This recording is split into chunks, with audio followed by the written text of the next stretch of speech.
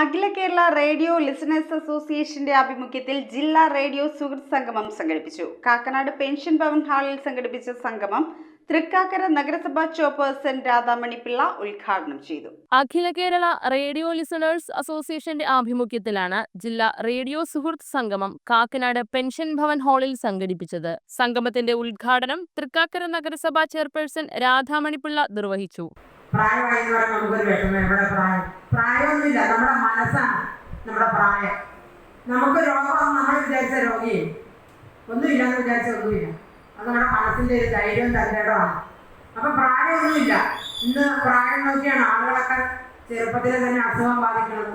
പക്ഷെ നമ്മൾ പണ്ട് കഴിച്ച ആഹാര രീതികളും നമ്മുടെ നടത്തവും, എത്ര കിലോമീറ്റർ നടന്നു വേണം ബസ്സിനൊക്കെ പോകാൻ നമ്മളൊന്ന് അത്രയും നടക്കുള്ളൂ. സാമ്പത്തിക ബുദ്ധിമുട്ടുണ്ട്, പിന്നെ ബസ് ഉണ്ടാവില്ല, അപ്പം നമ്മൾ നടക്കും. പക്ഷെ ആ നടത്തവും അന്നത്തെ ഭക്ഷണ രീതി ഇന്ന് നമുക്ക് ആരോഗ്യത്തോടെ ജീവിച്ചിരിക്കാൻ സാധിക്കുന്നുണ്ട്, രോഗമില്ലാത്തൊരവസ്ഥയിൽ.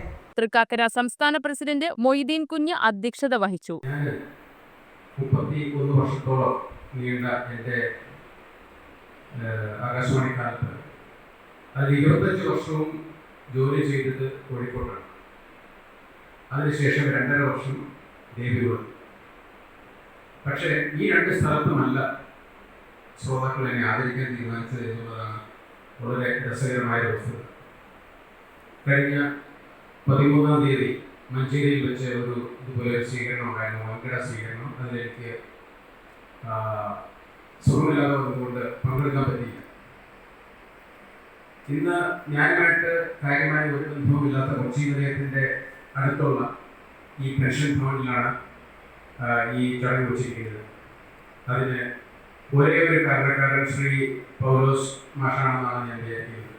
കഴിഞ്ഞ ഒരു വർഷത്തിനകം 2ാമത്തെ യാത്രയെ കുട്ടികളെല്ലാം പങ്കെടുക്കുന്നത്. നേരത്തെ കൊച്ചി നിലയത്തിൻ്റെ പ്രോഗ്രാം മേധാവിയായിരുന്ന ബാലനാരായണന്റെ യാത്രയെ ചടങ്ങ്. അതിനുശേഷം ഇപ്പോൾ ശ്രീകുമാർ മുതലയുടെയും ടി.പി. രാജേഷിന്റെയും മാത്യു ജോസഫിന്റെയും യാത്ര അയപ്പു ചടങ്ങ്. റേഡിയോയെ കുറിച്ച് പറയുകയാണെങ്കിൽ ഞാൻ കുഞ്ഞിനാളിലേക്ക് അച്ഛൻ വെച്ച് അതിന് വേണ്ടി ഞാൻ വളർന്നു വന്നത്. റേഡിയോയുടെ അവൈദ്യമായ ബന്ധമായിരുന്നു മലപ്പുറത്തിലെത്തിയ ശേഷമാണ്. പ്രത്യേകിച്ച് മഞ്ചേരി നിലയത്തിലെ പ്രോഗ്രാം കേട്ട് തുടങ്ങിയതോ.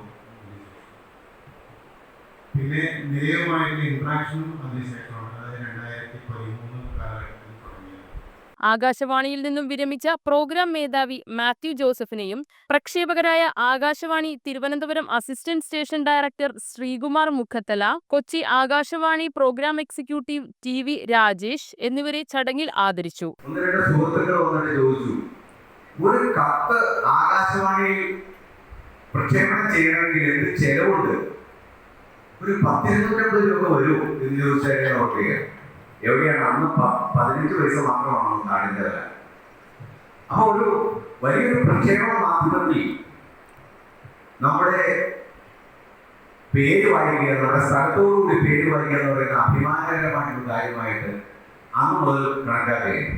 അസോസിയേഷൻ ജില്ലാ പ്രസിഡന്റ് എം പി പൗലോസ് മാസ്റ്റർ, ഉണ്ണി കാക്കനാട്, കൊച്ചി ആകാശവാണി കവയിത്രി വി.എം. ഗിരിജ, അഖിൽ സുകുമാരൻ, ബാലനാരായണൻ, ഡി. പ്രദീപ് കുമാർ, സുനിൽകുമാർ പനമണ്ണ, ഉമ്മൻ എടപ്പാൾ തുടങ്ങിയവർ ചടങ്ങിൽ സംസാരിച്ചു. News bureau, Aluva.